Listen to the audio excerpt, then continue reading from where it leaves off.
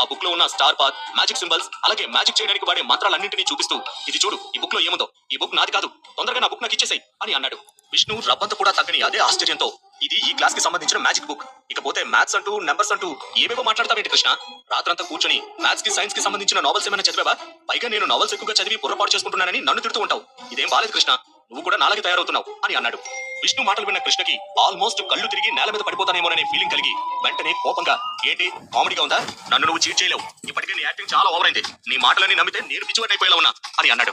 దాంతో విష్ణు కూడా కోపం వచ్చి, హలో సార్, నా మాటల వల్ల కాదు, నువ్వు చదివిన చెత్త నావెల్స్ వల్ల పిచ్చివాడ్లా తయారవుతున్నావు. మనం ఇప్పుడు మ్యాజిక్ వరల్డ్ లో ఉన్నాం, అర్థమవుతుందా? ఇక్కడ మ్యాథ్స్, సైన్స్ లాంటి సబ్జెక్ట్స్ ఎందుకుంటాయి? ఒకవేళ అలా ఉంటే కనుక ఇప్పుడు ఈ మ్యాజిక్ థియరీలు, మ్యాజికల్ సిస్టమ్స్, ఇంకా మ్యాజికల్ యానిమల్స్ ని క్రియేట్ చేయడం లాంటి బోరింగ్ సబ్జెక్ట్స్ నేను ఎందుకు చదువుకుంటాను?